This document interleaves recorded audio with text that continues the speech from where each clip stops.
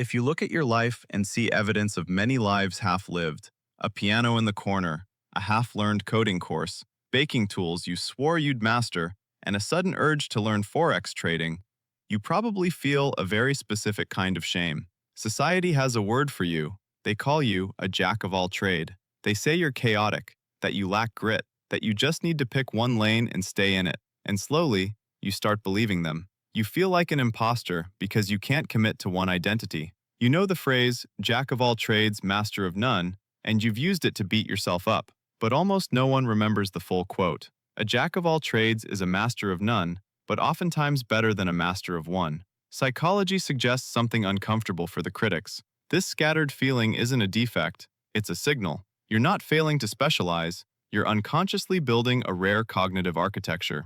Psychologists sometimes call it an M-shaped mind, and your nervous system is doing this for a reason. While the world keeps telling you to focus, your brain is preparing you for a future where hyper-specialization is actually fragile. Before we go deeper, let me know in the comments where you're watching from. And if you enjoy deep psychology like this, kindly subscribe and ring the bell. To understand the anxiety you feel, you have to understand the lie you were raised in. For most of the last century, the world was a kind environment. It rewarded people who dug one hole a mile deep.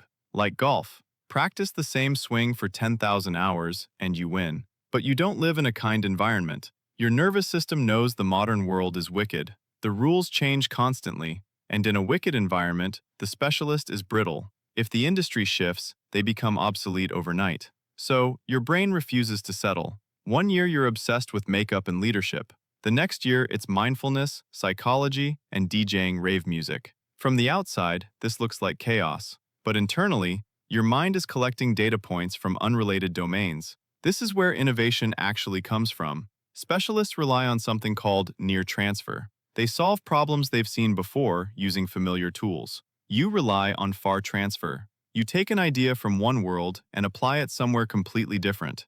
Think of a web developer who used to be a beekeeper and farmer. On paper, those things don't connect, but that agricultural experience teaches systems, growth cycles, feedback loops. They're not just writing code, they're cultivating ecosystems. That's far transfer. That's synthesis. That's your real intelligence. Understanding this feels relieving, but it doesn't erase the pain. You see people your age becoming senior vice presidents, lead engineers, industry experts, and you feel like you're still at the starting line. That's because you're misunderstanding the geometry of your own potential. You're not T-shaped, one base with one specialty. You're M-shaped.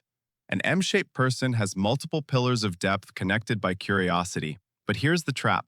You cannot build all pillars at once. If you try to learn data science, write a novel, and start a business in the same month, you collapse. The people who thrive with this mind practice serial mastery.